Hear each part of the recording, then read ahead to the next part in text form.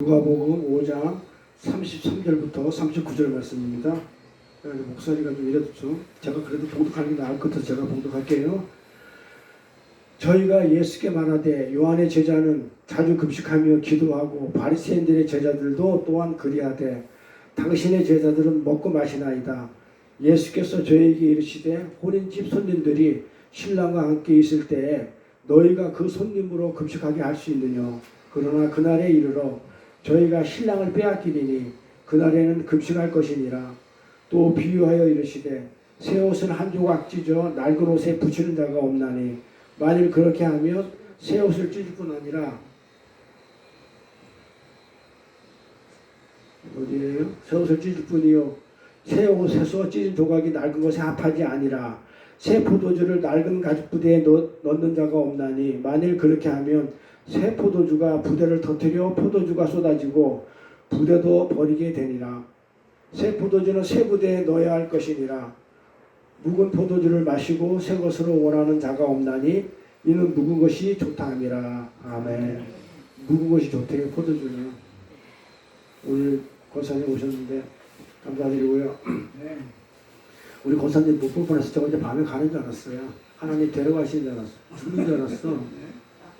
그래 지금 굉장히 지금 어지럽고 지금 막 몽롱하고 막 목소리도 안 나와가지고 죽을 것 같아. 그래서 그냥 왜 또 안 데려가시나 했더만 오늘 또 예배를 인도하래요. 예배 인도하면 예배 인도하면 데려가라는 건 모르겠다만 어쨌든 죽을 것 같아. 너무 힘든 거야. 그냥.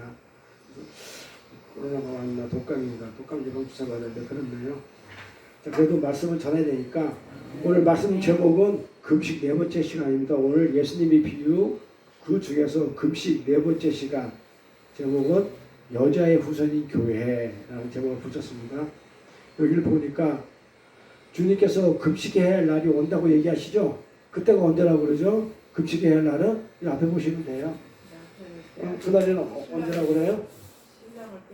신랑을 빼앗겼을 때 그때는 금식을 하래요.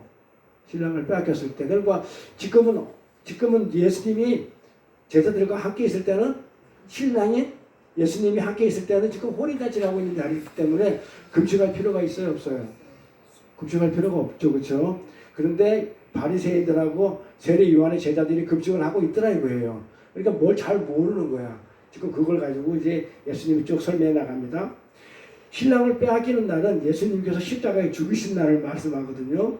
그때는 금식하는 거예요. 그때 금식하는 거예요. 그러니까 금식은 뭐다? 지난 시간에 우리가 뭐라고 얘기했냐면 금식은 밥을 굶는 거죠. 밥을 굶으면 죽어야 살아요. 죽죠? 죽는 게 금식이에요. 그러면은 내가 죽어버리면 아무것도 안 되잖아요. 그러니까 뭐가 죽는 거라? 나의 옛사람이 죽는 거예요. 그러니까 그 옛사람은 뭐다? 나를 부인하는 건 나는 대단한 사람이다. 나는 정말 하나님의 은혜 없이도 살겠다 하는 이런 나를 부인하는 걸 금식이라고 그래요. 그러니까 우리 쓸데없이 밥 굶으면 안 돼요. 밥 드세요. 그건 금식이 아니에요. 그리고 이사에 있어서 금식은 뭐라고 그랬다고요? 그냥 밥을 굶는 게 아니고 호로된 자들한테 자유를 주고 결박된 자한테 결박을 풀어주는 것을 성경은 그걸 금식이라고 해요. 그러니까 복음을 줘서 진리의 예수를 전하고 복음을 줘가지고 그들이 복음을 접하게 하는 것을 갖다가 금식한다고 그러지. 금식은 밥을 우리가 아는 것처럼 굶는 걸 얘기하지 않아요. 그러면 이 땅에 밥을 굶어버리면 뭐 먹고 살아요? 우리 뭐 먹고 살아야 돼? 하늘 양식. 그러니까 하늘 양식까지 충분히 살아요. 그러니까 내가 하늘 양식 가지고 살게 되면 이 땅의 양식은 그냥 덤으로 오는 거예요. 그냥 따라오는 거예요. 그러니까 너희는 아까 우리 교동문이 거죠. 너희는 먼저 그 나라와 그 일을 구하면 나머지는 아까 그러잖아요. 나머지를 그냥 덤으로 더 주겠다. 그러니까 우선순위가 뭐다? 내가 하늘나라 양식을 먼저 구하면 하나님은 나를 안 죽여요. 그러니까 내가 하늘나라 양식을 구하고 나 이 땅의 음식 가지고 나는 안 먹어도 좋습니다 라고 나를 부인하는 게 금식이기 때문에 그렇다고 나를 갖다 하나님 굶겨 죽이지 않는다니까요. 공중에 나는서도 먹이고 드리핀 국가도 입히시는 그건 하나님이기 때문에 내가 금식한다고 해서 나는 안 되는 거예요. 근데 쓸데없는 금식을 하지 말라는 얘기죠. 그렇죠? 금식은 정확하게 뭐다? 나를 부인하는 삶. 내가 죽는 거. 그걸 금식이라고 해요. 그러면서 금식하면서 뭐라고 그래요? 내가 예수를 죽인 죄는 맞네요.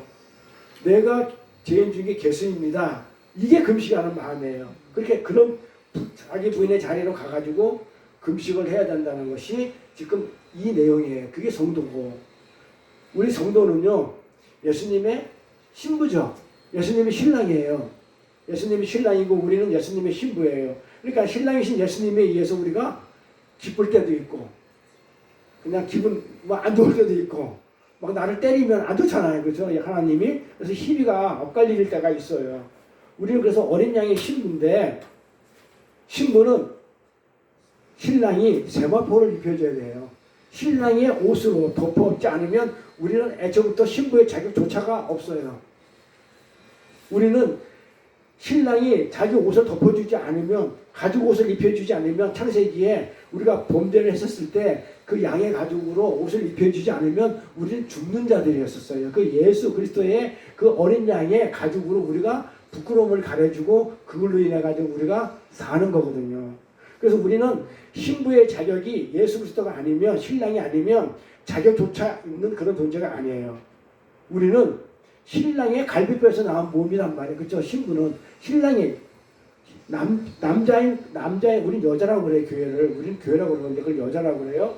우리 여자는, 신부는 신랑이 예수고 누구한테 나왔냐면 아담의 갈비뼈에서 나왔기 때문에 그게 하나란 말이에요. 우리가 하나거든요. 그러면 우리 신부는 신랑의 갈비뼈가 없으면 우리는 존재가 안 되는 그런 우리가 그런 신부의 몸이에요. 우리가. 그래서 신랑이 함께 금식을 하라면 하는 거예요. 그러니까 혼인잔치에서는 하지 말아서 안 하는 거예요. 그 십자가에서 내가 죽을 때 너도 같이 죽어. 그러니까 금식은 뭐라고 그랬다고요? 나를 부인하는 거랬죠. 그러면은 어디서 부인한다고요? 십자가에서. 그럼 십자가는 뭐라고 그랬죠? 죄를 사하여 주는 것이고, 그 다음에 또 뭐라고요? 또 부활 생명을 받는 것이고, 그 다음에 또 뭐요? 자기 부인하는 자리죠. 십자가에서 내가 죽는 거니까. 그러니까 갈라디아 2장 2절 말씀처럼 나는 그리스도와 함께 십자가에 못 박혔나니 이제는 내가 사는 것이 아니고 그리스도가 사는 것이다. 나는 죽었다는 얘기예요. 그러면 어떻게 된다고요? 그게 금식이에요. 그러니까 금식을 어디서 해야 된다? 십자가에서 하는 거예요. 예수님이 죽을 때 나도 같이 따라 죽는 것. 이 땅의 것으로 난 안 살겠습니다. 하늘 양식 가지고 난 충분히 살 수 있습니다 하는 요 자체가 금식의 삶이라는 거죠. 그래서 신랑이 십자가에 못 박혀 죽을 때 우리도 같이 못 박혀 죽는 것을 금식이라고 했다. 신랑이 금식해야 할 때가 언제다? 그 십자가에서. 너 죽어. 나도 죽을 테니까 너도 같이 죽어. 옛사람 죽어. 너 자기 부인해야 돼. 너 잘난 거 없어. 너는 피조물이야. 이렇게 할 때 그냥 같이 죽는 거예요. 맞습니다. 아멘하고. 그게 금식이에요. 그게. 신부는 신랑의 십자가의 죽음에 그렇게 동참을 해야 되는 거예요. 우리가 이 땅에서 왜 이렇게 삶이 고달픈지 아세요? 그리고 갈기갈기 찢어지는지 아세요? 뭐 내 뜻대로 되는 거 같지가 않아. 그렇죠? 우리 삶이 왜 갈기갈기 찢어질까요? 이 땅에 살면서. 내가 자꾸 오늘 보면 보니까 내가 자꾸 뭘 내놓기 때문에 그래? 헌옷을 자꾸 드러내는 거야. 헌옷, 헌부들을 자꾸 내놓으니까 하나님은 그걸 가지고 살지 않아. 그거는 헌옷은 찢어질 거야. 새 부대는 찢어지는 거야. 그러니 내가 새 포도주 줄 것이고 새 옷을 줄 것이니까는 그 옷을 다 찢어버려. 지금 그 얘기거든요. 그러면 헌옷과 그 헌 부대는 뭐예요? 율법을 얘기하죠. 먼저 헌 것들. 그러니까 이 헌 옷에다가 새 옷 조가리를 갖다가 입히고 꾸매면 나중에 헌 옷이 찢겨져 버려요. 헌 부대에다가 포도주 넣으면 이게 사가서 터져버려요. 그러니까 그 헌 부대와 헌 옷은 율법을 얘기해요. 그러니까 우리가 성경을 보면서 하나님의 말씀을 딱 하면 우리가 어떻게 받아들이냐면 예수가 없으면 뭘로 받아들여요? 법으로 받아들여요. 하나님의 법, 율법으로. 그러면 법은 뭐예요? 지켜야 되는 거예요. 지켜. 만약에 못 지키면 죽어. 그럼 지키면 내가 너 좀 데려갈게 이거거든요. 근데 율법 우리가 지킬 수가 없는 거거든요. 왜? 우리는 피조물인 인간인데 하나님의 법을 어떻게 지키고, 하나님의 법을 하나님만 지켜요. 율법은 하나님의 법이기 때문에 우리 법이 아니에요. 그렇기 때문에 우리는 지킬 수가 없어요. 하나님이 아니라서 피조물이라. 그러니까 이 율법으로 받아들여요. 그러니까 예수님이 오셔가지고 율법을 완전케 하죠. 그 율법이 맞아 죽어버리죠. 나를 품 안에 넣어서 예수님이 율법을 못 지켜가지고 인간으로 오셨기 때문에 못 지키는 거예요. 그러니까 그 율법에 의해서 맞아 죽어서 한번 율법이 심판을 해버렸어요. 예수를 십자가에서. 그러면 그 안에 숨어있던 나는 어떻게 돼요? 안에 있으니까, 예수 안에 있으니까 더 이상 심판을 안 하잖아요. 그래서 그 얘기를 하는 거야. 그 예수의 은혜, 예수의 안에 들어가가지고 내가 율법에 대해서 심판을 받지 않는데, 너네들은 왜 자꾸 그 은혜를 모르고 자꾸 율법을 네가 지키지도 못하면서 지키려 하느냐 하면서 자꾸 우리가 이 삶 자체를 자꾸 율법적으로 헌옷으로 헌부대를 내놓으니까 하나님께서 그걸 찢어버리시는 거예요. 그래서 우리가 아파요. 가슴이 찢어지고 삶이 아파. 찢어지는 삶이야. 그래서 아픈 거예요. 그래서 우리가 이렇게 이 세상 살면서 찢어버려야 되니까, 안 찢어버리면 터져버리니까 하나님은 찢어버리죠. 새 포도주가 와서 찢고 그 새 옷이 와서 찢어버리니까 그게 은혜거든요. 그 성령이고. 그 우리는 자꾸 문자적으로 성경을 보게 됩니다. 그러면 이게 법이 되어버려요. 성경을. 그래서 은혜로 봐야 돼요. 예수를. 그러니까 성경은 우리 교회는 오직 예수만 얘기하는 거니까 성경은 예수에 대해서만 적어놨단 말이에요. 구약은 오실 예수고 신약은 오신 예수고. 그러니까 그거 말고는 없어요.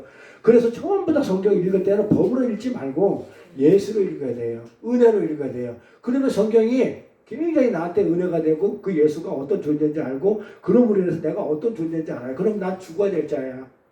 예수는 정말 대단히 정말 산자가 돼야 되고 나는 죽어야 될 자가 느껴졌을 때 그때 기특하다 이러면서 알아서 이렇게 품어주는 게 그게 은혜고, 용서해 주는 게 은혜고 그래요. 그래서 이 복음이 우리한테 들어와치면 이 율법은 어떻게 돼요? 다 찢어져 버리는 거예요. 그래서 이 복음이 들어오면 어떻게, 우리가 산상수훈 공부하잖아요. 그 시내산에서 십계명이 예수님의 산상수훈에서 그 복음이 오니까, 은혜 복음이 오니까 그 구약의 율법이 전부 다 은혜로 인해 착살나는 거죠. 박살나버리는 게 산상수훈의 내용이라고 그랬어요. 근데 우리는 자꾸 이렇게 헌옷과 헌부대를 좋아하죠. 그래서 묵은 것을 좋아한다고 그러잖아 아까. 묵은 포도주를 좋아해요. 그 율법을 좋아해요. 왜 좋아해요? 왜 좋아할까요 우리가? 맛있어요. 왜 맛있을까? 율법은 뭐예요? 묵은 거 율법은 뭐예요? 어떤 행위를 해야 되잖아요. 법이니까 어떤 행위가 드러나야 되잖아요. 그래서 그 행위를 함으로 인해 가지고 내가 어떻게 인정도 받고 자랑도 할 수 있고, 그 다음에 또 그 행위를 통해 가지고 내 사람들한테 야 나는 이런 사람이야. 그게 바리새인이란 말이야. 나는 저 세력 창기 같지 않고, 나는 일주일에 2번씩 금식하고, 나는 소서 기도하고, 나는 구제하고 봉사하고 열심히 다 했습니다 하면서 나를 드러내잖아요. 그러니까 율법이 나한테는 굉장히 매력적으로 다가와요. 지켜내면 아주 뭐랄까 뭔가 이렇게 어깨에 힘이 들어가고, 교회에서도 보면은 야 내가 뭐 좀 했어 뭐 그런 은혜 받은 것처럼 그렇게 할 수 있는. 근데 반대죠. 그거는 아니에요. 그래서 우리가 그런 삶을 자꾸 내놓으니까 복음으로 예수로 오셔가지고 성령이 우리한테 들어와가지고 그걸로 사는 게 아니야. 이래 보니까 나는 그걸로 살고 싶은데 그걸로 못 살게 하니까 내가 자꾸 아프고 찢어지고 내 삶이 제대로 안 돼. 이렇게. 그래서 우리 옛 자아가 갈갈게 찢어져야, 옛사람이 갈갈게 찢어져야 우리한테 새 옷이 입혀져요. 그래서 우리는 안 찢어지면 안 돼요. 그래서 고난이 축복이라고 그래요. 예수님이 보여준 은혜 그 새 포도주가 그 당길 새 부대로 우리가 바뀌어져야 돼요. 찢어져야 바뀌어요. 안 찢어지면 어떻게 바뀌어요? 그렇죠? 그래서 자꾸 찢는 거예요. 우리 옛사람은 구약의 율법에 대해서 죽어야 되죠. 율법을 우리 못 지키니까, 율법을 우리는 못 지키기 때문에 하나도 안 지키면 죽는 거예요, 사망. 그래서 그 율법에서 우리는 죽는 거예요. 그러고 나서 우리 새 사람 뭐예요? 신에게 은혜로, 예수의 은혜로 부활 생명으로 사는 거예요. 그러니까 우리가 사는 거는 율법을 지켜서 옛사람을 사는 게 아니고, 우리가 천국 가는 것은 예수 십자가의 은혜로 인해서 새 사람으로, 은혜로 부활 생명으로 살아요. 만약에 우리 권사님, 만약에 내가 율법을 지켜서 하늘나라 갔어. 그렇죠? 하늘나라는 하나님이 통치하는 나라예요. 뭐 그냥 거기 금은보가 막 먹을 게 풍성하고 막 꽃이 피고 그런 얘기가 아니고, 국가의 산노선은 주권이 있어야 되잖아요. 우리가 3.1 운동할 때 주권을 찾으랬잖아요. 일본에서 나라 뺏겼을 때 백성을 뺏긴 게 아니고 땅을 뺏긴 게 아니잖아요. 주권을 뺏겼는데 우리는 나라를 잃었다 했거든요. 그러니까 국가는 주권도 있어야 되고 백성도 있어야 되고 땅도 있어야 돼. 근데 내가 하늘나라를 한다는 얘기는 하나님의 주권을 인정하는 거거든요. 그러니까 하나님의 통치를 받는 거란 말이에요. 그게 하늘나라예요. 잘 먹고 잘 살았고 막 마음 편안하고 뭐 걱정거리 없는 거, 그걸 하늘나라는 얘기 안 해요. 하나님의 통치를 받는 게 하늘나라예요. 그럼 내가 여기서 내 안에 그리스도가 있어, 예수가 있어, 하나님이 있어. 그래서 내가 내 뜻대로 안 살고 내 안에 있는 하나님 뜻대로 살면 내가 여기서 천국 사는 거예요. 이게 천국이에요. 하나님의 통치를 받는 삶이 천국이니까. 그런데 내가 율법을 지켰어. 그래서 하늘나라에 갔어. 지금 예수님이 하나님 우편에 있잖아요. 그럼 내가 예수 안에 있기 때문에 지금 나 하늘나라에 가 있어요. 근데 하나님이 나를 통치를 해. 내 마음대로 안 하고 내 뜻대로 안 해주고, 야 가서 바가지가 물 좀 떠와. 근데 내가 지금 이 군번에 바가지 물 뜰 겁니까? 이렇게 대들 수도 있잖아요. 마음에 안 들 수 있어요. 우리가 하나님이. 그럴 때 어떻게 돼요? 내가 짝다리 있는 거야. 하나님 대드는 거야. 왜? 내가 노력해서 내 열심으로 내가 하늘나라 왔는데 하나님은 왜? 내가 누구 도움도 아니고 내 열심으로 왔으니까 나도 권리주장 하겠다는 거예요. 그럼 하늘나라에 반란이 일어나요.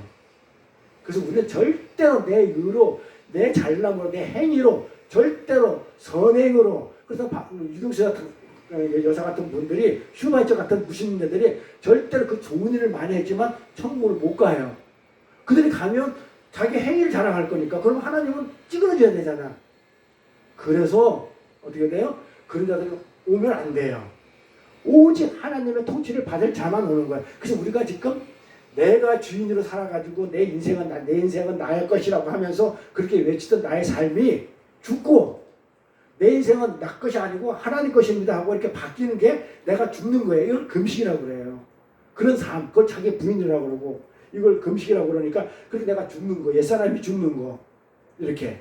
그래서 이거 옛사람 율법에 대해서 죽고 신약의 은혜로 부활생명으로 우리는 살아가는 자를 우리는 그리스도인, 기독교인, 우리 성도라고 이렇게 불러요. 근데 우리 예수 믿는 사람이 내가 안 죽고 내 고집을 드러내면 어떻게 되겠어요? 하나님 말 안 들으면 그 성도 아니에요, 마귀 새끼예요. 딱 그렇게 보면 돼요. 성도 아니면 마귀지. 하나님 나라 아니면 세상 나라잖아요. 하나님 아니면 그냥 세상이에요. 그 사람이 암만 착하고 암만 훌륭한 업적을 많이 쌓아도 그건 세상이에요, 마귀예요. 우리는 부활생명으로 죽고 나서 새로운 부활생명으로 산다는 거. 그런데 우리 인류 역사를 보면 전부 아담 안에서 뭐예요? 자기가 뭐 하냐면 자기가 남편 역할을 하려고 그래. 자기 신랑 역할을 해.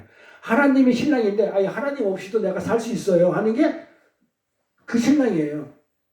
나는 하나님 없이도 살 수 있어. 신랑이 하나님 없어지도 나는 내가 신부지만 나는 하나님 은혜 없이도 나는 살 수가 있어. 내가 열심히 노력해가지고 내가 벌어가지고 땀 흘려가지고 나는 그렇게 해서 내 자식 키우면서 나는 살 수 있어 라고 전부 다 우리 인류 역사가 그렇게 지금 살고 있어요. 전부 다 이렇게.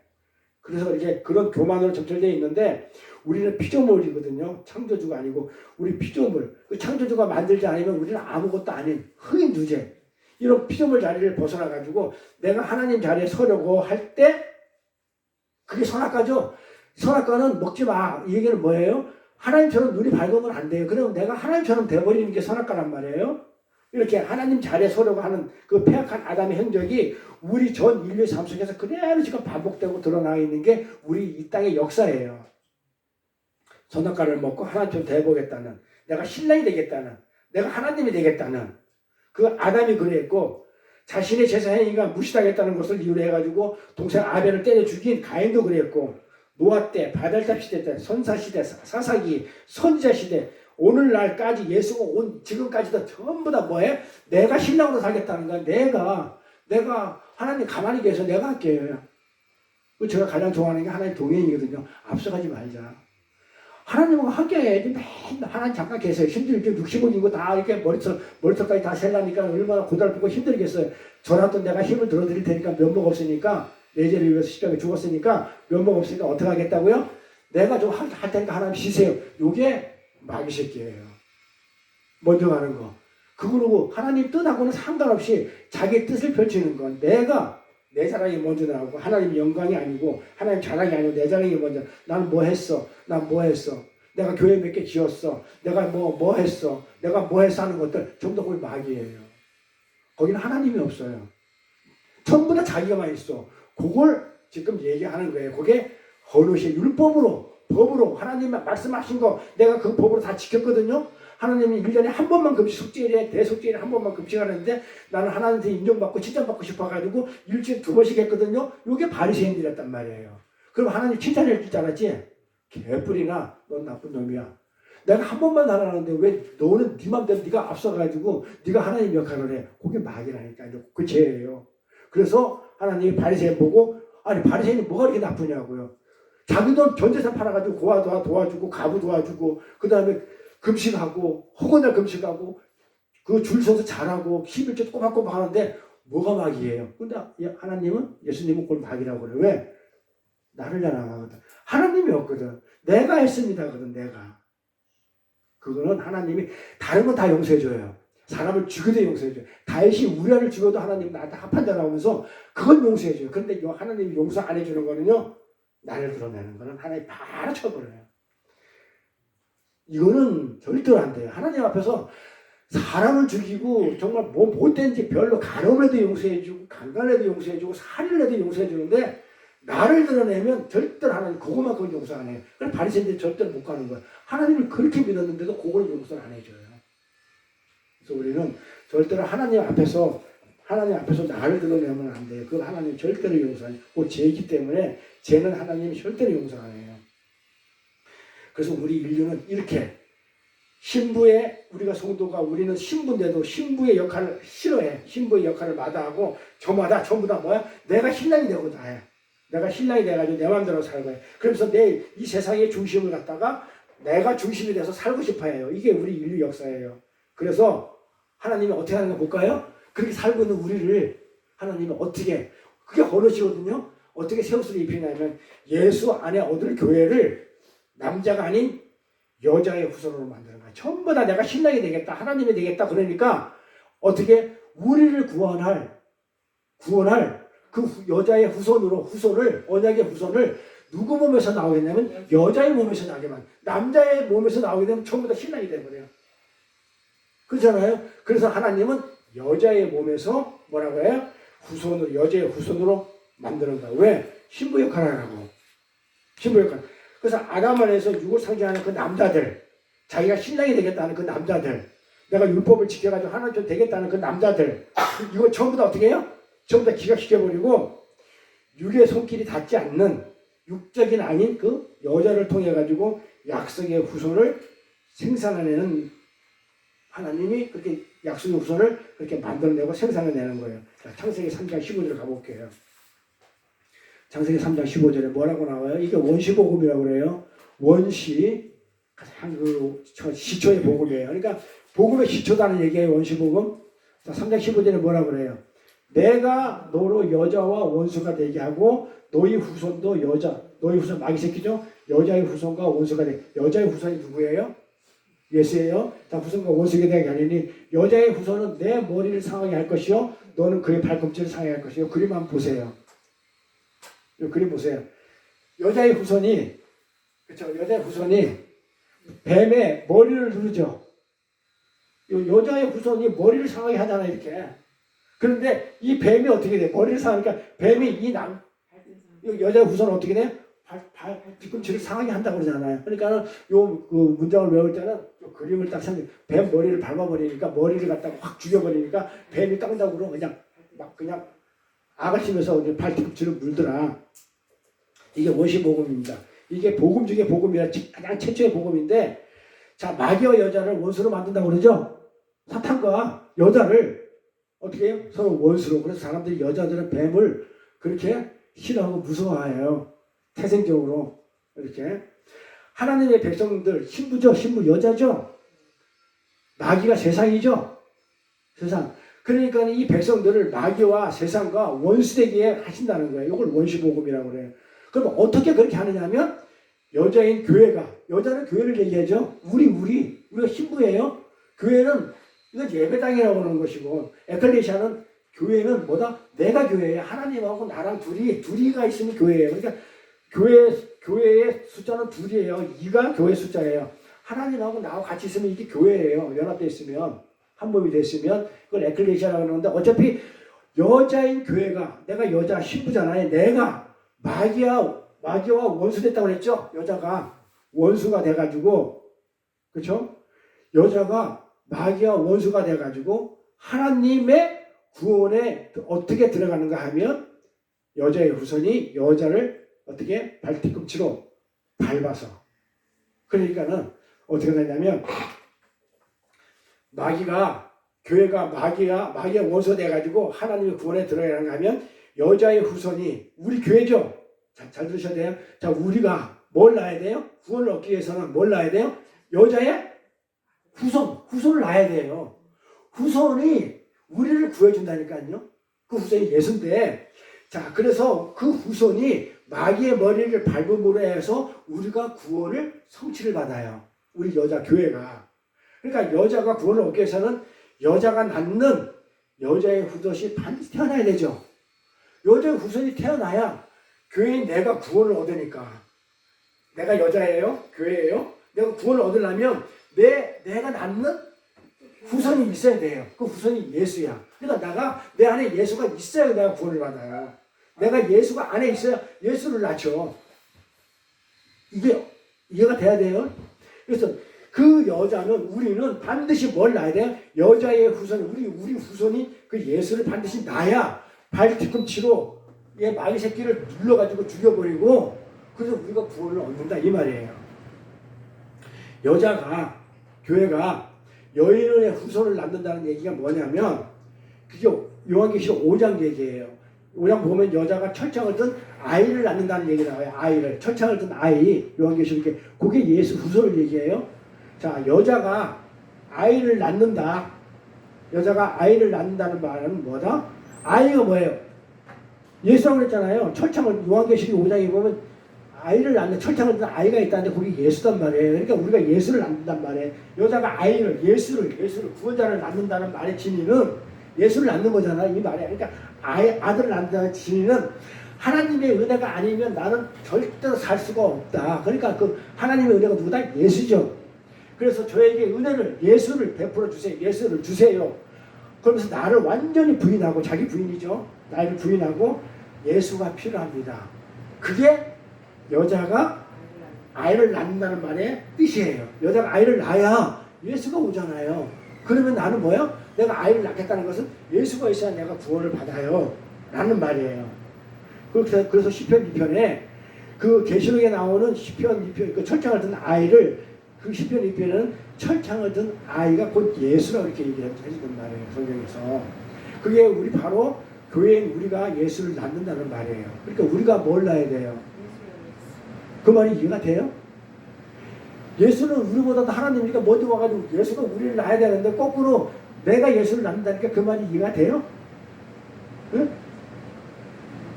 뭐 안 돼요? 우리 그러니까 이게 문자로 보지 마시고 우리는 신부야. 신랑의 신부, 하나님의 신부야. 신부는 반드시, 여자는 반드시 뭘 낳아야 돼요? 약속의 후손을 낳아야 돼. 그 약속의 후손을 알고 보니까는 뭐였더라?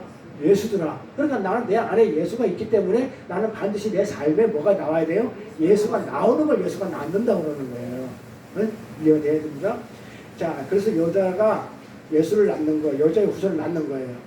근데 이 후손에 의해서 교회가, 여자가 구원을 받는다고 그랬죠?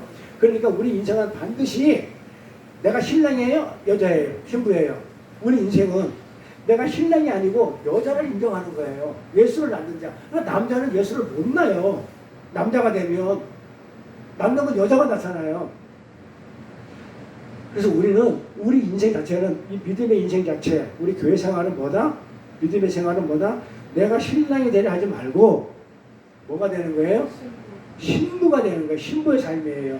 신랑이 죽어 그러면 죽고, 나는 신랑의 갈비뼈가 없으면 나는 살 수 없는 그런 존재다. 그러니까 자기 부인의 삶을 사는 거예요. 그렇게 인정하고. 그래서 나는 하나님의 신랑에서 귀속되어지는 거예요.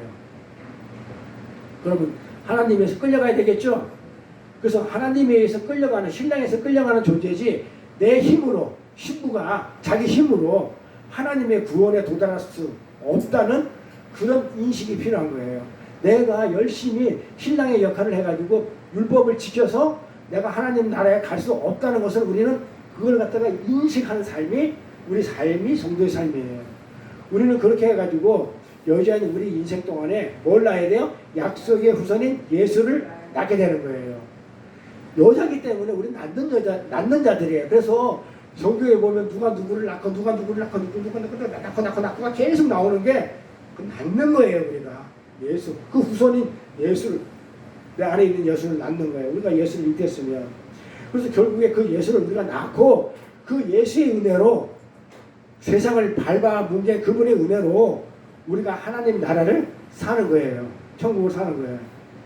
그래서 하나님 나라 천국에 가면 오직 뭐만 있어요? 예수의 은혜만 동동동동 떠다녀요. 찬양만 하는 거예요. 다른 거 할 게 없어요. 하나님 나라 가게 되면 나는 신랑만 보고 나는 신랑만 쫓아다니면서 사는 그 예수의 은혜만 동동동동 떠다니는 거예요. 왜냐면 내가 아무것도 한 게 없기 때문에 아무것도 없어야 되기 때문에 신부는 이게 성경 전반에 겹쳐져 있는 그런 전체 성경의 내용들이에요. 그러니까 성도는 이 세상에서 신랑의 역할이 아닌 누구의 역할? 여자의 역할, 신부의 역할을 살다가 가는 거예요. 우리는 어떤 삶을 살아야 된다고요? 신랑의 역할이 아니라 내가 뭘 하겠다는 삶이 아니고 하나님이 신랑이 아니면 나는 존재 자체도 안 된 자기 부인의 사람 그러면서 그 부인의 삶이 결국은 예수를 낳는 삶이니까 그래서 예수를 낳는 그 삶을 살다 가게 되는 거예요. 그래서 여자는 약한 자의 상징이고 무력한 자의 상징이고 순종해야 되는 자의 상징이에요. 자, 에베소서 가볼까요? 에베소서 잘 가는 내용이에요. 아내들이요 자기 남편에게 복종하기를 죽게 하라. 그쵸? 요걸 가지고 많이 써먹죠? 요건 누가 누구한테 얘기한 거예요? 하나님이 누구한테? 아내한테 한 얘기죠. 그 남편들이 써먹으면 돼요, 안 돼요? 이건 하나님이 아내한테 한 얘기인데 그 남편들이 써먹으면 안 돼요. 남편들이 성경에 보면 이랬잖아. 하나님이 너는 너 남편한테 복종하라고 그랬잖아. 요거는 하나님이 아내한테 한 얘기인데 지금 왜 써먹냐고요. 그거 써먹으면 안 돼요. 자, 복종을 죽게 하더라. 이런 남편이 아내의 머리됨이 그리스도께서 교회의 머리됨과 같으며 그가 친히 몸의 구주시니라. 그러나 교회가 그리스도에게 하듯 아내들도 범사에 그 남편에게 복종할지라 그러죠. 아내가 뭐 하라고 그래 남편한테? 어? 복종하라고 그러죠. 써먹으면 돼요, 안 돼요? 안 되는 거죠. 누가 다 한 얘기예요. 하나님이 아내한테 했다니까요. 남편한테 남편한테 한 얘기가 아니야. 남편한테 했으면 자 하나님 나한테 이렇게 얘기했어. 그러니까 너 나한테 복종해 이렇게 되는데 남편한테 한 얘기가 아니었단 말이야. 아내들이 아내한테 한 얘기인데 남편이 왜 써먹냐고요. 그러니까 그런 거는 잘 구별해서 사용해야 돼요. 그런데 잘 써먹죠. 우리가 지가 하나님이라는 거야. 그러니까 하나님 말을 가로채가지고 지가 써먹으면 그게 죄예요. 마귀예요. 하나님 말 잘 들어야 돼요. 그건 안 돼요. 그렇게 써먹으면. 그래서 아내들도 범사의 남편에게 복종하래요. 범사가 뭐라고요? 아내들은 우리 신부죠. 범사가 뭐라고 그랬어요? 이 모든 일이 범사가 아니죠. 우리 권사님 범사가 뭔지 아세요? 범사에 감사를 하는데 내 자식 죽인 원수한테도 내가 감사할 수 있어요? 나를 죽인 원수한테 나를 죽인 내 자식 죽여서 감사하다 이런 말 나와요? 안 나와요. 그 구구사년의 범사가 아니에요. 범사는 뭐다? 하나님의 자녀를 하나님의 백성답게 만들어가는 그 모든 과정이 범사예요. 부흥도 마찬가지예요. 부흥도 뭐라고요? 부흥도 우리는 교회 사람들이 많이 모아놓은 걸 부흥이라고 하는데 부흥이라는 단어는 하박국에 딱 한 번 나오는데 하나님이 잘 되고 내가 죽는다. 내가 죽는 게 부흥이에요. 그래서 외양간에 송아지가 없는 게 부흥이에요. 하나님만 부흥이고 부흥은 하나님만 쓰는 것이고 나한테는 부흥이 있으면 안 돼요. 그러니까 우리 교회 예배 부흥시킵시다. 이건 전부 다 엉터리로 구구사년식으로 전부 다 이렇게 예배 생활을 하고 믿음 생활을 하는데 그건 하나님만 부흥이지. 하나님은 부흥이고 나는 외양간 송아지가 없어야 되고 포도 나무에 소출이 없는 게 내가 부흥이에요. 우리 완전 거꾸라고 했죠. 이게 범사도 마찬가지예요. 그래서 어느 목사님이 하신 거 삼박대 족 같은 거 제가 별로 안 좋아하는 거거든요. 그러나 뭐라고 그래? 내 영혼이 잘된 같이 범사에 잘 되고 그 다음에 뭐 강건하기를 원한다고 그러죠. 그게 무슨 말이에요? 내 영혼이 잘 되면 진짜 내가 하나님 보고의 말씀 하나님 지를 담고 있으면 뭐 한다고요? 범사에 감사하라고 그러죠. 우리 범사에 감사할 수 없어요. 그러니까 뭐다? 범사에 감사하는 건 하나님이 하나님 자녀로 만들어가는 그 가정이란 말이에요. 그러니까 나한테 고통도 주고 때리기도 하고 어떤 늪에 빠지기도 하고 하나님이 나를 자녀로 만드는 그 과정 속에서 내가 힘들 때가 있다고요. 그래서 고난이 축복이라. 그러니까 고난을 통해서 나를 하나님 백성으로 만들어가거든요. 신명기 8장에 보면 줄이게 만들어야 낮추게 만들어가지고 하나님 백성으로 만들어가거든요. 그때 나는 힘들어요. 그때 감사하라는 얘기예요. 그때 왜? 하나님이 그때 그 과정을 통해 가지고 하나님 백성으로 만들어 갈 거니까 그때 감사하는 건데, 그러려고 그러면 어떻게 해요? 범사에 감사하려고 그러면 어떻게 돼요? 몸이 강건해야 돼요. 그래서 강건하기를 원한다고. 그래서 내가 강건해야만이 하나님이 나를 하나님 자녀로 만들어가는 그 모든 가정 속의 고난과 한란과 여러 가지 어려움과 역경을 갖다가 내가 이겨낼 수 있는 거예요. 근데 그게 무슨 상관적 축복이에요. 그거 전혀 상관없는 얘기거든요. 그러니까 성경을 문자로 읽는지 성경을 표피적으로 읽는지 그게 죄라고 그랬어요. 그럼 살인하지 마. 쉽게 말하면 살인하지 마. 어디 가서는 하나님이 마음이 변해가지고 가나에 들어가지고 다 죽여버려 그러고 한 새끼도 애새끼까지 다 죽여버리라고 그러고 그 글자대로 읽으면 그게 뭔 말이에요. 그걸 하나님은 아침 저녁으로 그냥 생각이 왔다리 갔다리 하는 그런 하나님이 돼버려요. 성경을 몰라서 그래요. 근데 모르니까 엉뚱하게 신앙생활하고 쓸데없는 걸 가지고 율법을 지키려고 그러고, 아니 율법에서 자유하라고 그러는데 율법이 더 이상 우리를 정죄하지 않는다고 그러는데 내가 왜 율법에 끌려다녀요? 나는 이미 초월했다니까요. 예수의 십자가의 은혜로 이미 율법이 십자가를 예수를 침으로 인해 가지고 일사부재를 못 지게 해서 내가 예수 안에 있기 때문에 더 이상 예수를 못 죽여요. 근데 내가 도피성이 돼가지고 예수 안에 들어가 있으니까 나 못 죽여. 그래 내가 살인을 하고 간음을 해도 그 율법으로 나를 못 죽인다니까요. 그래서 다윗이 우리 아내를 바세바를 간음을 하고 그 다음에 우리아를 죽여도 그걸 가지고 하나님은 안 봐요. 그거를. 그러면서 나한테 합한다라고 해 도리어. 어떻게 우리 생각으로는 우리 인간적인 잣대로 보면은 죽일 놈이죠. 부하 어떻게 아내를 갖다가 자기 아내로 만들어버리냐고요. 죽일 놈이지. 다말도 마찬가지죠. 시아버지 꼬셔가지고 애를 낳는 게 그게 며느리 맞아요? 우리 의로 따지면 전부 다 죽여야 될 거예요. 그런데도 불구하고 하나님은 뭐라고 그래요? 유다를 통해 가지고 유다의 의보다 다말의 의가 더 낫다 그러거든요. 왜 나아요? 구약에서 뭐라고 그랬어요? 그 유다의 자손으로 언약의 후손, 약속의 후손이 온다 이 말이에요. 근데 첫째는 죽었어, 둘째는 죽었어, 셋째는 안 줘. 그러니까 어떻게 돼? 유다가 시아버지하고 해가지고 유다의 자손을 만들어야 될 거 아니에요. 그렇죠? 시아버지하고 자기는 진짜 창녀가 되기 싫은데 다만은 자기가 스스로 희생해서 창녀가 돼가지고 유다의 자손을 만든다니까요. 그게 하나님은 우리 생각하고 달라요. 근데 우리는 앞서가가지고 그렇게 하면 안 되는 줄 알아. 하나님이 죽어. 우리 죽는 거예요. 죽여 그러면 사람 죽이는 거예요. 금식해가지고 같이 금식하는 거예요. 내 생각 가지고 하나님을 판단하는 거 아니야. 하나님이 우리를 조정하여 끌고 나가는 것이지 신랑이 우리를 끌고 가는 것인데 어떻게 내가 신랑이 돼가지고 그렇게 하면서 내가 내 마음대로 하겠다는 그런 얘기를 하냐 이 말이에요. 그리고 봐봐요. 아내들도 범사에 그 남편에게 복종하지라. 자, 아내들은 남편이 하나님이 어떻게 돼요?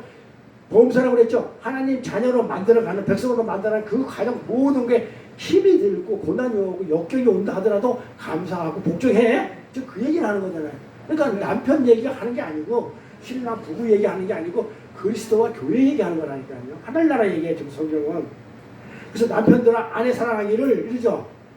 아내 사랑하기를 내가 예수 그리스도와 교회 그러니까 아내 사랑하기를 그리고 뭐라고 얘기해요? 아내 사랑하기를 어디 갔어? 아내 사랑하기를 그리스도께서 교회를 사랑하시고 우리를 위해 자신을 주신가 잘하고 그러죠. 그러니까 아내를 어떻게 사랑하라고 그래요? 어떻게 하라고 그래요? 아내 사랑을 32절에 가볼게요. 아내 그리스도가 교회를 사랑하시고 아내 사랑하기를 그리스도께서 교회를 사랑하시고 우리를 위해 죽으신 같이 이렇게 하라고 그러죠. 그러니까 이게 무슨 얘기냐면 내가 예수 그리스도와 교회에 대해서 얘기한 거라고 그러는 거예요. 아니 답을 줬다니까는요. 남자와 여자의 어떤 그 성에 관한 생물학적 남자와 여자 성별에 관한 얘기가 아니고 신부는 여자는 단순히 그런 얘기하는 게 아니고 아내는 누구를 얘기하는 것이다? 교회를 얘기하는 것이고 신랑은 그리스도를 얘기하는 것이라고 아예 성경에다가 답을 딱 줬다니까요. 그런데 이걸 갖다가 왜 문자로 아내들이요 남편들이요 복종해 사랑해 이러고 앉아있냐고요. 이게 비밀이야. 너무 말을 안 적은 거예요. 그리스도와 교회에 대한 얘기라고 딱 답을 딱 적어놨다니까요. 그러니까 이거 써보면 안 돼요. 지금 이거를 갖다가 우리가 모르니까 신랑과 신부를 비유를 해서 예를 들어서 그렇게 이렇게 하는 거란 말이에요. 이렇게 하는 거란 말이에요. 그 다음에 25절 가보면 뭐라고 그래요? 그리스도께서 교회를 사랑하시고 우리를 위하여 자신을 주셨으니까 우리는 어떻게 해야 돼요? 봐봐요. 그리스도께서 교회를 사랑하시고 우리를 위하여 자신을 줬대 우리한테. 그럼 우리는 어떻게 해야 돼요? 교회 우리는 줬대. 그리스도가 교회를 사랑하고 우리를 사랑하고 우리를 위하여 예수 그리스도를 줬대. 그럼 우리는 어떻게 해야 되냐고요? 어떻게 해야 돼요? 받았잖아요. 뭘 줘 우리가? 우리가 뭘 받았어요? 그러니까 뭘 주셨다는 거예요?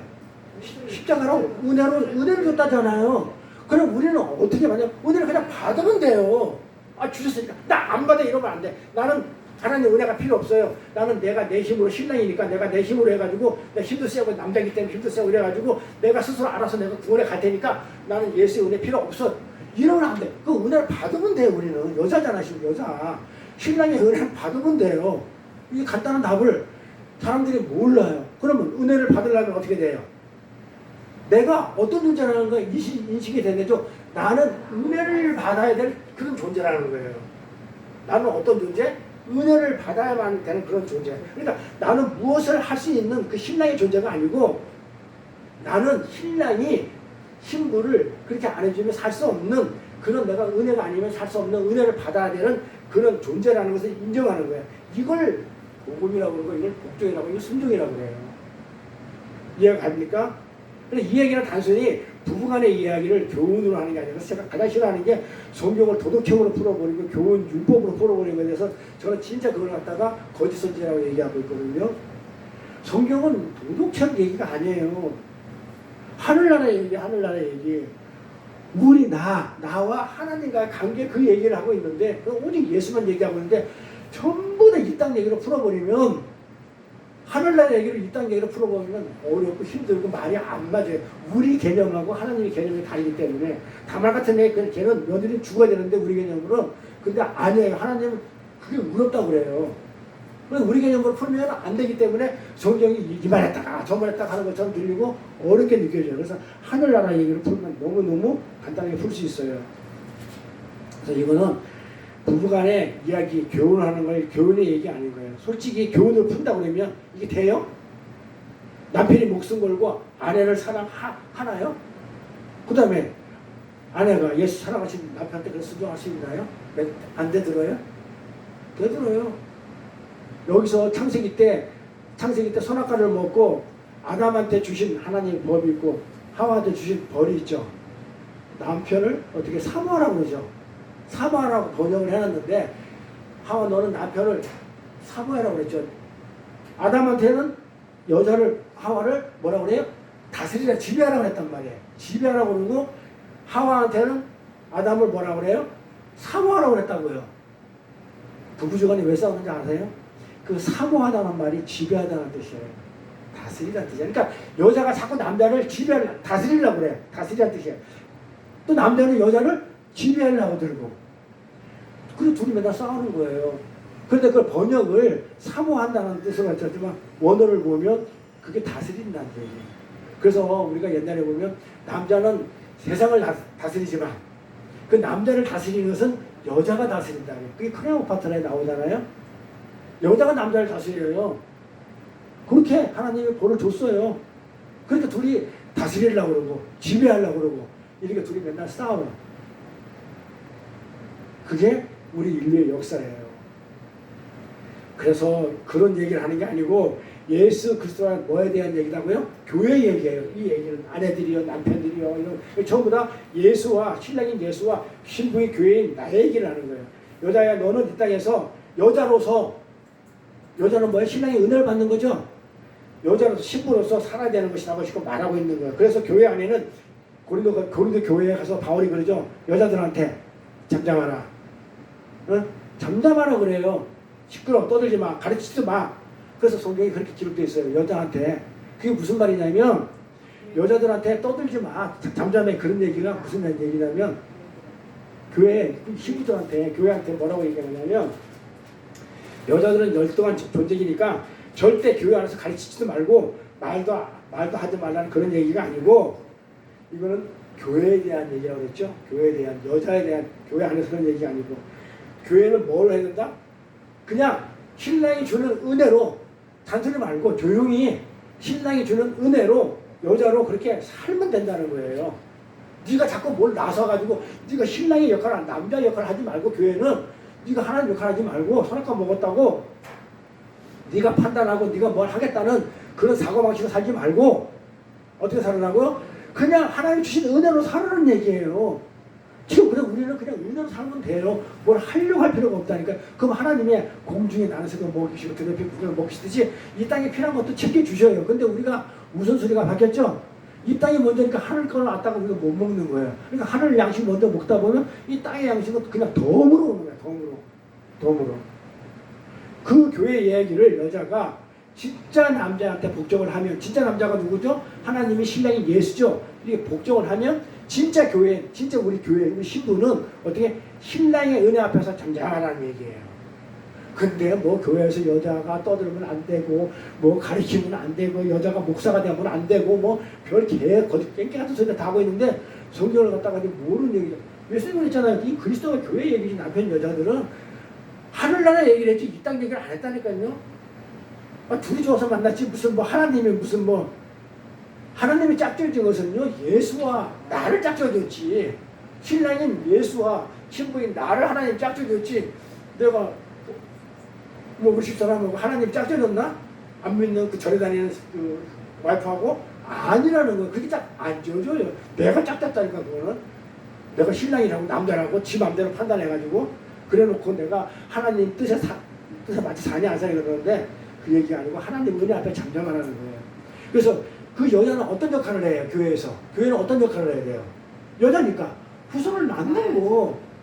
여자의 몸에서 후손이 오잖아요. 그러니까 이 교회는 뭘 해야 돼요? 예수를 낳는 거예요. 그러니까 우리 교회는 뭐 하는 거예요? 나는 그 예수라는 복음을 전해줘서 그 예수를 낳는 그 일을 하는 게 우리 인생의 믿음 생활의 전체 다예요. 엉뚱한 짓 하지 마세요. 내가 할 수 있는 건 우리 선교사님 보세요. 나가서 소개하는 게 뭐예요? 예수 낳는 일을 하는 거니까 여자로서 신부로서 내가 복음을 낳는 거야. 복음으로 디모데가 누구예요? 아들을 낳잖아요. 아니 바울이 디모데는 아들이라고 그래요. 아들을 낳는 거예요. 그 후손. 그게 그래서 우리가 하는 일은요 다른 거 아니에요. 하나님 나라와 그 의를 구하면서 하늘 양식을 먹으면서 뭘 하는 거예요? 여자로서의 그 후손을 낳는 일, 예수를 낳는 일. 그래서 여자가 위대하다고 그래요. 남자는 못 낳거든. 어떻게 낳아요?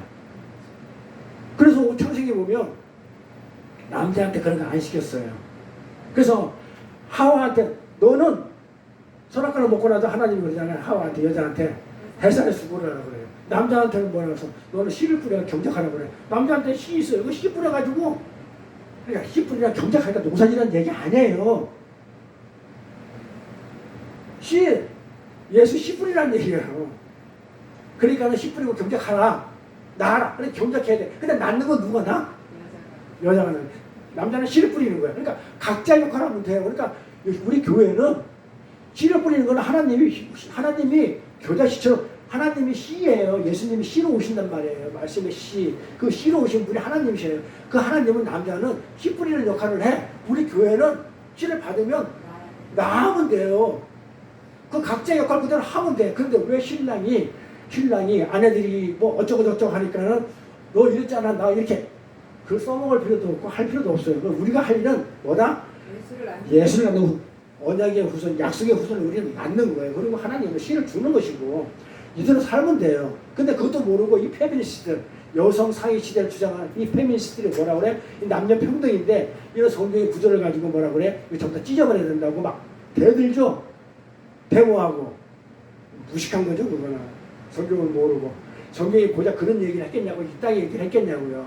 하늘나라 씨를 갖다가 예수님 가지고 오시는 분한테 주면은 그게 성령이 마리아가 예수 낳은 거예요. 성령이 하늘나라 씨가 마리아한테 여자한테 들어가가지고 예수 낳듯이 그림으로 다 보여주는 거예요. 역사로. 그럼 우리 그대로 살면 돼요. 성경은 천국의 삶을 얘기하는 것이지 이 땅의 얘기를 하지 않아요. 우리가 이 세상에서 성경이 어떻게 살아야 될지 대해서는 한마디도 한 적이 없어요. 그런 교훈을 하고 있지 않아요. 성경을 이 땅 얘기 들으면 안 돼요. 디모데전서 가볼까? 이 기장 11절 뭐라고 하나? 여자는 1절 순종함으로 조용히 배우라. 조용히 해. 잠잠하라. 그런 얘기예요. 여자의 가르치는 것과 남자를 주관하는 것은 허락지 아니하였다. 근데 여자가 교회가 하나님이 되겠다는 거 허락했다 안 했다? 그러니까 너는 오직 조용히 가만히 잠잠하고 있으라는 얘기죠. 이는 아담이 먼저 지음을 받고 하와가 그 후며 아담이 게임을 보지 아니하고 여자가 게임을 보아 죄에 빠졌습니다. 그러나 여자들이 만일 정결로서 믿음과 사랑과 거룩함에 거하면 그 해산함으로 구원. 자, 해산해야 구원을 얻죠. 자, 그러면 문자 그대로 보면 여자가 애새끼 못 낳으면 구원 못 받는다는 얘기예요? 그 말 아니죠. 믿음과 정결과 사랑과 거룩함, 그렇죠? 예수를 낳음으로 인해 가지고 그러잖아요. 성경에 그러잖아요. 여자의 후손이 와가지고 우리를 구원한다고 했잖아요. 그러니까 그 여자의 후손이 와야 돼요. 와야 예수가 와야 우리가 구원 받으니까. 근데 우리 그 예수를 해산을 해야 돼요. 그래서 예수를 해산함으로 우리가 구원을 얻는 거예요. 그걸 갈라디아서는 그리스도가 내 안에 있다고 그래요. 예수가 내 안에 있다. 그래서 인크라이스트 연합교회를 얘기하는데 그 말이 그 말이에요. 이거 전부 다 뭘 얘기하는 거다? 이 세상 얘기하는 것이 아니고 교회 얘기하는 거죠. 그래서 교회는 이 세상에서 그렇게 내가 어떻게 돼? 신부가 되니까 어떻게 신랑의 은혜가 아니면 난 아무것도 할 수 없어요. 라고 하면서 나를 부인해 가면서 나를 부인하는 거죠. 나는 신부기 때문에 신랑의 은혜가 아니면 살 수가 없어요 하면 나를 부인해 가면서 나는 죽은 흙이에요.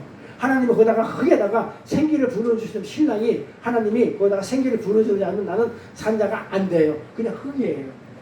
생기 안 불어주면 흙이잖아. 흙으로 만들었으니까. 예수님이 없으면 나는 죽을 수밖에 없었네요. 나 어떻게 할 뻔했어요. 하고 그 예수를 해산하는 거예요. 낳는 거예요. 그래서 내가 그 예수를 낳음으로 인해서 구원을 받는 거예요. 그러면 우리 선교사님 현대 나가가지고 예수를 낳고 있기 때문에 누가 구원받느냐면 내가 구원받는 거예요. 선교사님이. 약속의 후손으로 그 후손이 나를 구원해 주니까 내가 복음의 씨를 뿌려서 그 복음이 나를 구원해 주는 거기 때문에 잘 정리가 돼야 돼요.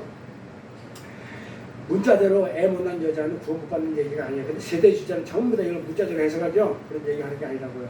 새 포도주와 새 부대는 그렇게 은혜는 새 포도의 은혜죠.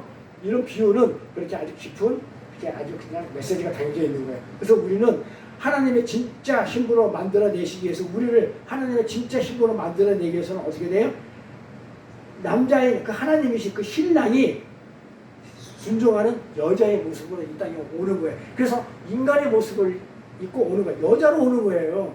그러니까 인간으로 왔다는 얘기는 여자의 모습으로 오는 거예요. 하나님이신 예수가 인간의 모습을 입고 왔다는 얘기는 인간이 우리 여자잖아요. 여자 신부. 우리 모습으로 신부의 모습으로 이 땅에 오신 거예요. 와서 뭐 했다? 그 신부의 삶을 사신 거예요. 그래서 오직 신랑에 대해서 복종을 해요. 오직 하나님만 증거하고 하나님 말씀만 복종을 해요. 다른 것은 1절 다른 거 증거하지도 않아요. 예수가 하신 일은 하나님을 증거하는 것. 그러면 예수가 가신 다음에 성령이 오시면 지금 우리 성령 시대는 오직 성령이 하는 일은 예수만 증거하는 거예요. 예수가 이런 분이었고 너희를 이렇게 구원했고 이런 예수라는 것만 지금 하고 있는 게 우리 지금의 현재의 신앙생활이고 광야고 교회 믿음의 생활이에요. 다른 거 안 해요. 이 세상 얘기 안 해요. 이 세상 잘 먹고 잘 살기 위해서 예수가 우리의 몸을 육신을 입고 신부의 모습으로 오는 게 아니라고요. 우리 보고 잘 먹고 잘 살기 위해서 본인이 스스로 신부의 삶을 사요. 신부의 삶이란 뭐다? 하나님의 은혜가 아니면 그래서 그 하나님한테 아버지라고 해놓고 나서 맨 나중에 우리가 십자가에 죽었을 때 엘리 할 때 하나님이여 어찌하여 나를 보실까? 엘리 나마사니 이렇게 할 때 어찌하여 나를 버리시나 이렇게 할 때 그때 아버지가 하나님이죠. 그러니까 오직 순종이에요. 하나님한테 십자가에 죽으라니까 죽겠습니다. 예수는 하나님이기 때문에 나 십자가 고통 안 받아도 돼요. 다른 방법으로 구원할 수 있어요. 제가 성경을 보면서도 예수님이 꼭 이렇게 십자가에 죽음으로 인해 가지고 꼭 구원을 받아야 되나? 근데 하나님이 그렇게 하라고 했어요. 그런 소리 안 하면 십자가 죽는 거예요. 다른 방법도 아마 있었을 거예요. 그럼에도 불구하고 하나님은 그렇게 해. 이사야서에 누가 가겠느냐? 내가 가겠다. 가서 죽어. 했기 때문에 하나님 방법이기 때문에 예수님은 이유 안 달아요. 토 안 달아요. 그대로 해요. 이게 신부의 삶이에요. 자, 그러면 이제 우리가 신부가 됐어. 그렇죠? 예수님이 모범을 보여가지고 신부의 삶을 살아냈으면 우리는 어떻게 돼요? 우리 교회는 그 신랑의 삶을 살아내죠. 예수의 삶을, 예수가 살았던 그 삶을 우리 신부도 그대로 살아야 되죠. 그 삶이 어떤 삶이라고 그래요? 신명기 8장에 예수님 오셔가지고 뭐 하는다고 그랬어요? 섬기러 왔다고 그랬죠. 낮아져서 왔다고 그랬죠. 근데 신명기 8장에 뭐라고 그래요? 낮아지고 줄이는 삶. 자, 신명기 8장에 이런 얘기 나오죠. 너희가 광야 40년을 내가 걷게 한 것은, 광야 40년은 우리 인생 전체를 얘기해요. 우리 삶 전체. 내가 태어나 죽을 때까지 삶을 광야 40년이라고 그래요. 교회 생활도 얘기하고 믿음 생활도 얘기하고. 자, 그럼 우리 광야 40년의 이 삶, 우리 인생 전체는 뭐다? 뭐 하기 위해서 만들었다? 하나님이 배언을 했다? 낮추시고 줄이기 위해서. 왜 낮추시고 왜 줄여요? 하나님의 목적은 우리를 낮추고 줄이는 게 목적이라니까요. 우리 인생 전체를. 신명기 8장 얘기해요. 왜? 어? 답을 그 다음에 해놨다니까. 8장에다가 너희는 떡으로 사는 것이 아니고 하나님 말씀으로 사는 것을 다 알게 하기 위해서. 낮추고 줄인다 했잖아요. 줄인다는 게 아나라고 했잖아요. 줄이다. 그게 금식이에요. 낮추고 줄인다는 게 그 금식이라는 단어하고 똑같은 단어예요.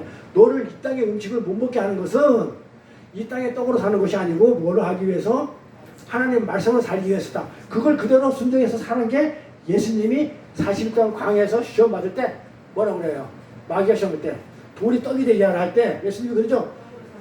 우리는 떡으로 사는 것이 하나님 말씀으로 산다고 그러죠. 그렇게 해라고 딱 제시해줬단 말이에요. 이미 다 있던 내용들을 예수님이 그렇게 해서 마귀를 뭘로 부르지? 말씀으로. 마귀는 말씀으로 부르시는 거지 무슨 구대가지고 무슨 막 안찬하고 막 그냥 부셔가지고 마귀 뭐라는 거 아니에요. 말씀으로 뭐라는 게 성령의 그 말씀으로 마귀는 쫓겨나요. 진리 안에서 쫓겨나게 돼 있어요. 자, 그래서 낮아지고 나를 죽임으로 인해 가지고 예수를 해산하고 우리가 구원에 이른 거예요. 그러니까 우리 삶 전체는 뭐다? 낮아지고 이 땅에서는 줄여진 것이지 잘 먹고 잘 사는 건 성경에 없어요. 한마디도 없어요. 그럼에도 불구하고 성경을 문자로 돼 읽으니까 구약에서는 모르니까 자식이 번성하고 땅을 기업으로 줘가지고 땅을 많이 차지하고 그 다음에 막 동물 가축을 많이 주는 걸 갖다가 복이라고 뭔가 이렇게 눈에 보이는 걸로. 근데 시작에 와서는 눈에 보이는 복이 아니죠. 그건 곧 뭐다? 영생의 복을 얘기하죠. 영원히 하나님 나라에서 우리가 죽지 않고 하나님과 같이 사는 걸 복이라고 그러지 무슨 잘 먹고 잘 사는 걸 복이라고 그래요. 그 복 파라크는 뭐라고 그랬어요? 공기가 나는 새를 보고 복을 주셨다. 물속에 있는 물고기를 주고 복을 주셨다 할 때 물고기가 공중에 있으면 복이 아니에요. 그렇죠? 또 새가 무수해서 복이 안 돼. 그러니까 자기 자리에 있는 게 복이에요. 그럼 어떻게 복이다? 나는 하나님의 자녀로서 하나님 자녀의 삶, 자녀의 자리에 있는 거, 하늘나라에서 있는 게 그게 복이에요. 그런데 사람들은 복을 갖다가 개떡같이 알아가지고 들어갔다 나가고 복받고 무슨 뭐 강들이 뭐 어쩌고저쩌고 복받고 그러니까 문자 그대로 보여가지고 그걸 지켜서 복을 받으려고 그러는데 율법을 우리 지키지도 못하는데 어떻게 인간이 하나님처럼 돼가지고 하나님 법을 지켜요. 율법을 지킨 이유 뭐라고요? 하나님 법을 딱 보니까 내가 죄인을 갖다가 알겠어. 그거 첫째. 그 다음에 뭐예요? 나는 딱 보니까 그 법을 줘보니까 지키려고 해보니까 나 못 지키겠냐. 나 죽겠어. 항복하는 걸 갖다가 하기 위해서 율법을 준 것이지 그걸 지키려고 줬다고 생각해. 문자 그대로 풀어가지고 법을 딱 주면 그걸 지키려고 그런다니까요. 왜 지키려고 그러나요? 예수가 없어서. 은혜가 없으니까 나는 은혜로 쏙 들어가면 돼. 예수 옷자락만 딱 잡으면 그 법 안 지켜도 되는데 사람들은 예수가 없으니까 은혜를 모르니까 어떻게 돼요? 내가 지켜야 된다 생각해가지고 지키라니까 죽을 맛인 거야. 삶이 고달퍼. 그게 어르신으로 무대란 말이야. 그러니 힘들어. 아파 맨날. 두드러 맞고 앉아있어. 그런데 어떻게 돼요? 은혜 붙들고 있으면 옷자락 딱 붙들고 있으면 혼자 안 지켜도 되는 거예요. 거기서 자유한다니까요. 근데 그걸 비법을 몰라가지고 자유를 못해. 예수를 믿으면서 진리 안에 자유를 하라고 분명히 예수님은 내 안에서 너희들 자유하라고 분명히 해줬는데 자유하지 않고 그 율법의 짐을 짊어지고 철로 역정에 보면 그 율법의 짐 크리스찬 짊어지고 그 정상을 올라가려고 그래.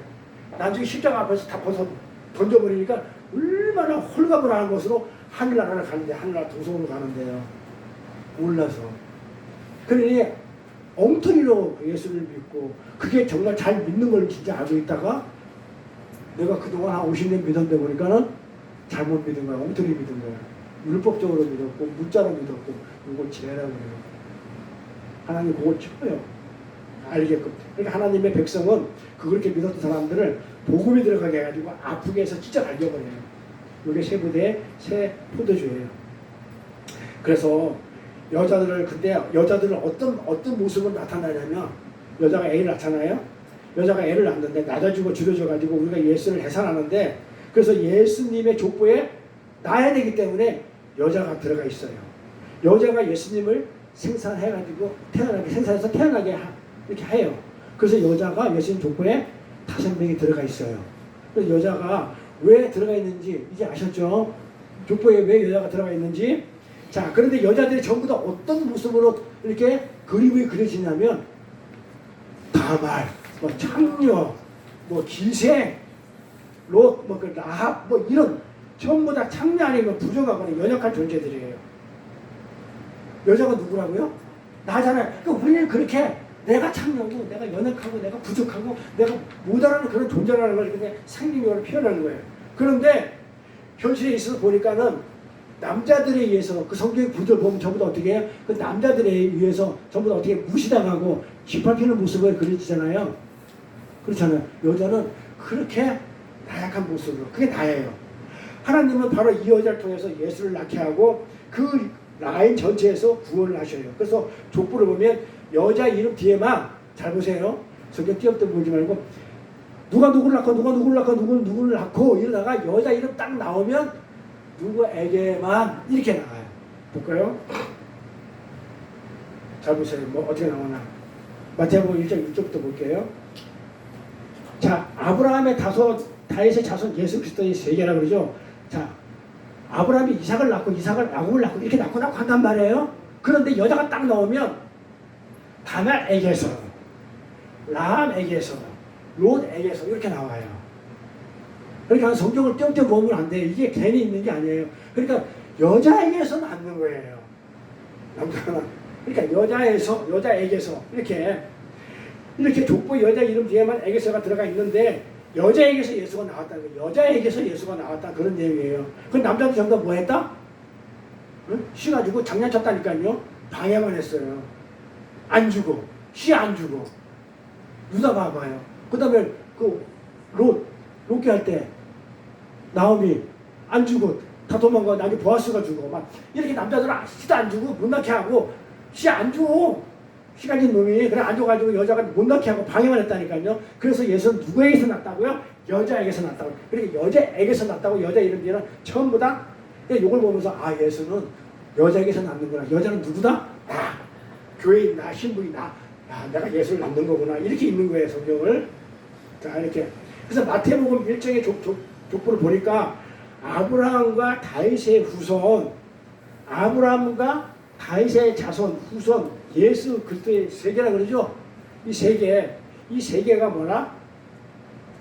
역사라는 얘기예요. 세계는 역사라는 뜻이에요. 역사, 히스토리 역사. 그것이 뭐다? 그 역사가 족보야, 이 말이야.